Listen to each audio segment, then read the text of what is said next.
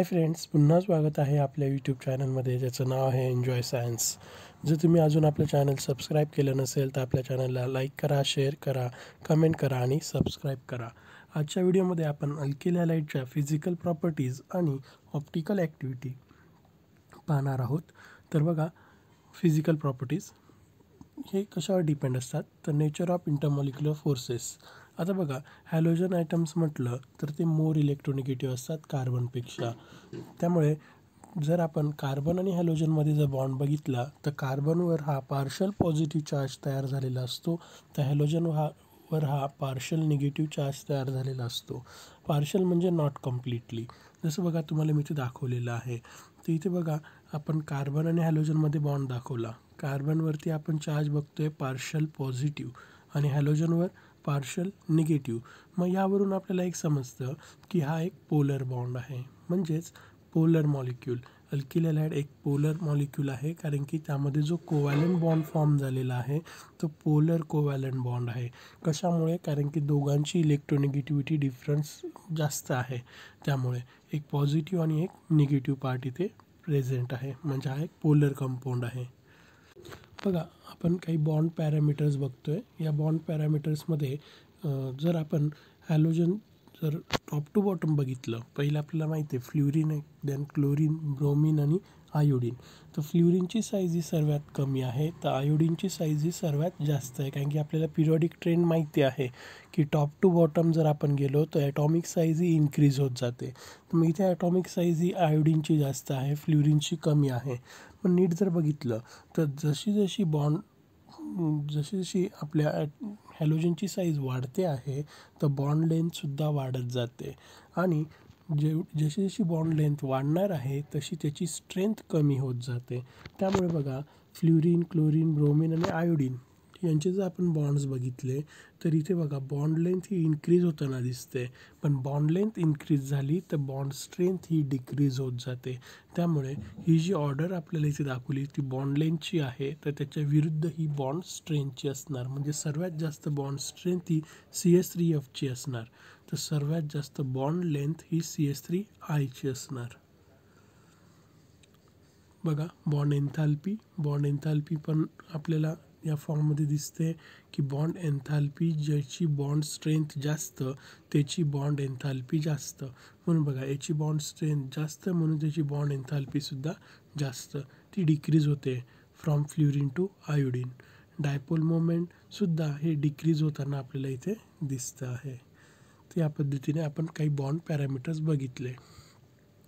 Boiling point, पुढची property. Boiling point of alkyl halides are considerably high than those of corresponding alkanes. अल्केन्सपेक्षा alkyl हॅलाइडचा boiling point हा जास्त असतो, कारण की अल्केन्समध्ये कुठलाच प्रकारचा इलेक्ट्रोनिगेटिव्ह पार्ट नसतो, तसं अल्किल हॅलाइडमध्ये हॅलोजन हा इलेक्ट्रोनिगेटिव्ह पार्ट प्रेझेंट आहे. त्यामुळे तिथे आपल्याला या हॅलोजन्समुळे त्याचा बॉइलिंग पॉईंट हा वाढलेला दिसतो, आणि त्याची ऑर्डरसुद्धा आपण दिलेली आहे. तर बघा, हे का होतं? कारण की त्याच्यामध्ये प्रेझेंट असतो वॉन डर वॉल फोर्स, आणि त्यामुळे त्याची पोलॅरिटी ही थोडीशी जास्त असते इलेक्ट्रोनिगेटिव्ह ग्रुप ॲड झाल्यामुळे. तर बघा, आता इथे अल्किल हॅलाइड्स जर आपण बघितलं तर सर्वात जास्त ज्याचं आपण बघितलं की बॉन्ड लेंथ ज्याची जास्त आहे, म्हणजे CH3I ची बॉन्ड लेंथ जास्त आहे, तर त्याची बॉन्ड स्ट्रेंथ कमी आहे.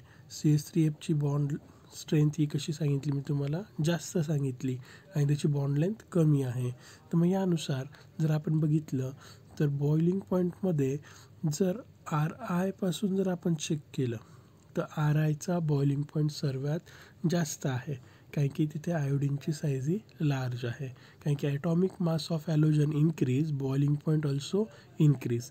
त्यामुळे आयोडीनचा ॲटॉमिक मास हा फ्ल्युरिनपेक्षा नक्कीच जास्त असणार आहे, कारण की top to bottom atomic mass हे इन्क्रीज होताना दिसतं. त्यामुळे बॉइलिंग पॉईंट हा इन्क्रीज होतो जर ॲटॉमिक मास जर इन्क्रीज झालं, तर या पद्धतीने. त्यानंतर बघा, बॉइलिंग पॉईंटमध्येच जर आपण कार्बनची संख्या जरी वाढवली, आता ह्या एक्झाम्पल्समध्ये बघा, इथे एक कार्बन आहे, हॅलोजन्स क्लोरीन, इथे पण क्लोरीन, इथे पण क्लोरीन, इथे पण क्लोरीन आहे, पण कार्बनची संख्या आपण वाढवतोय. जसं जसं कार्बनची संख्या वाढणार त्याचं मॉलिक्युलर वेट वाढणार, आणि त्यामुळे त्याचा बॉइलिंग पॉईंटसुद्धा वाढणार. म्हणून कार्बनची संख्या इथे 1 आहे, इथे 2, इकडे 3, इकडे 4. तर बघा बॉइलिंग पॉईंट इन्क्रीज होताना दिसतो. त्या पद्धतीने हा पण बॉइलिंग पॉईंटशी रिलेटेड आहे. आता आयसोमर्समध्ये पण बघून घेऊ. आता बघा आयसोमर्स ऑफ अल्किल हॅलाइडमध्ये जर बघितलं तर आता बघा आयसोमर्स म्हणजे काय की same molecular formula but different structural formula. आता हे डिफरंट स्ट्रक्चरल फॉर्म्युले, तर हा एन हा सेकंडरी आणि हा टर्शरी. तर या पद्धतीने ब्युटिल ब्रोमाइड्सचे आपण एक्झाम्पल घेऊ. तर यामध्ये जर बघितलं तर फर्स्ट एक्झाम्पल एन ब्युटिल ब्रोमाइड ही स्ट्रेट चेन आहे. त्यानंतर इथे एक ब्रँच, इथे 2 ब्रँच. ॲज ब्रँचिंग इन्क्रीज आपल्याला दिसतं आहे as branching increase boiling point decrease. जसं जसं ब्रँच वाढणार बॉइलिंग पॉईंट हा कमी होताना आपल्याला इथे दिसतो आहे. म्हणून का होतं पण हे, कारण की सरफेस एरिया कमी होतो. स्ट्रेट चेनमध्ये सरफेस एरिया जास्त असतो, तर ब्रँच जशी जशी वाढणार तसं तसं सरफेस एरिया हा कमी होणार, त्यामुळे त्याचा बॉइलिंग पॉईंटसुद्धा कमी होताना आपल्याला इथे दिसतो आहे. पुढची प्रॉपर्टी बघू, सोल्युबिलिटी. आता अल्किल हॅलाइड्स म्हटलं तो पोलर कंपाऊंड आहे. त्याच्यामध्ये आपण बघितलं एक इलेक्ट्रोनेगेटिव्ह ॲटम आहे. त्यामुळे हा पोलर कंपाऊंड वॉटरमध्ये जनरली इनसोल्युबल असतो.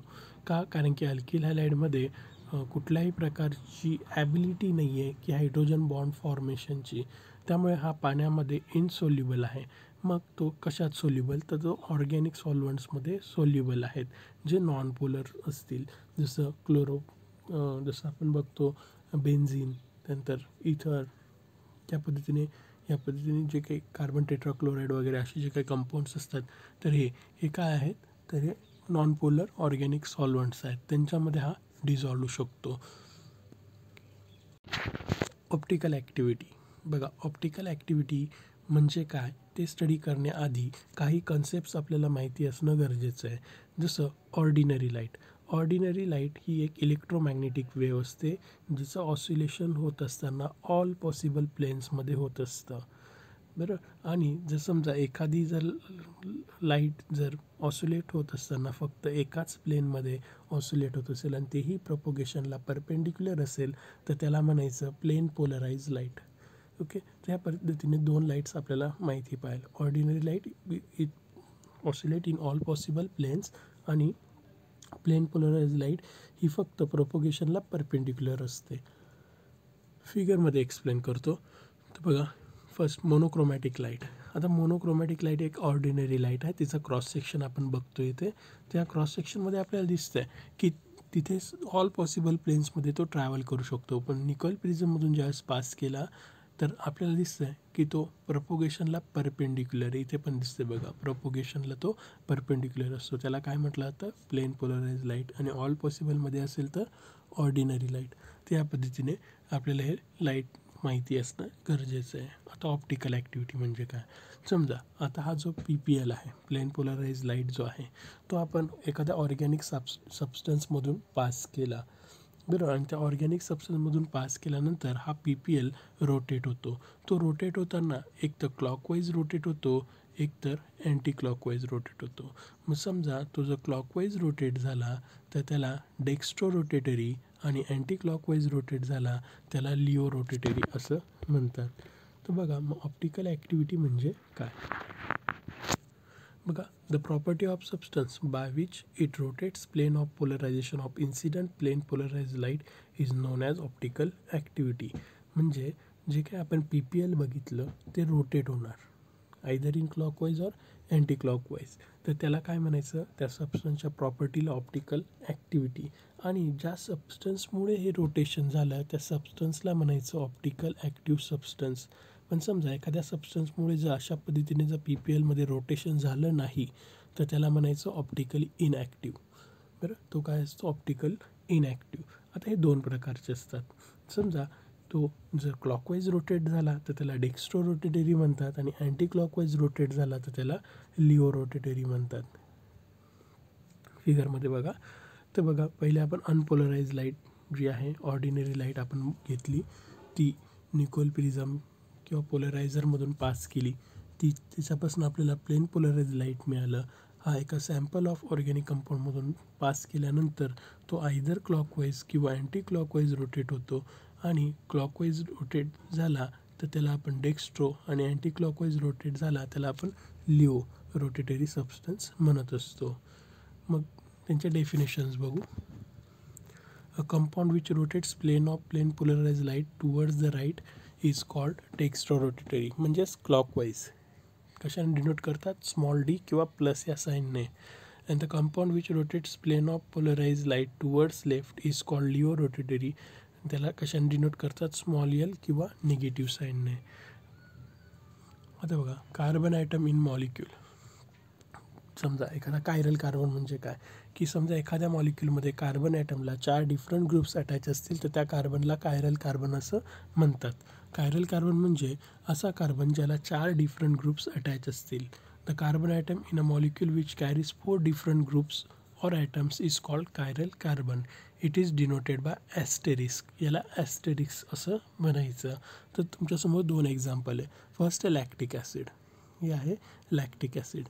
त्याला हा कायरल कार्बन आहे. का कायरल कार्बन आहे, त्याला अटॅच असणारे ग्रुप्स बघा, CH3, OH, COH आणि H. 4ही ग्रुप्स डिफरंट आहे म्हणून हा कार्बन कायरल आहे. पुढचं एक्झाम्पल बघा, सेकंडरी ब्युटिल क्लोराईड. टोटल कार्बन 4 आहेत. पहिल्या कार्बनवर H आणि H हे 3 सेम येऊन गेलेत. दुसऱ्या कार्बनमध्ये H 2 सेम येऊन गेले. या शेवटच्या कार्बनमध्ये पुन्हा 3 H आलेत. म्हणजे हा 1, हा 2 आणि हा शेवटचं 3 हे कायरल नाही आहेत. का कायरल नाही आहेत, कारण की त्यांना सेम ग्रुप्स अटॅच आहेत. पण हा कार्बन कायरल आहे. का कायरल आहे, कारण की याला 4 डिफरंट ग्रुप्स अटॅच आहेत. बघा, हा 1, 2, 3, 4 त्या पद्धतीने 4 डिफरंट ग्रुप्स अटॅच आहेत म्हणून तो कायरल कार्बन. इनॅन्शोमर.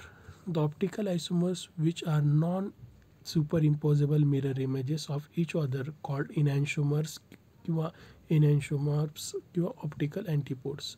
त्याचं एक्झाम्पल आहे 2-क्लोरो-ब्युटेन.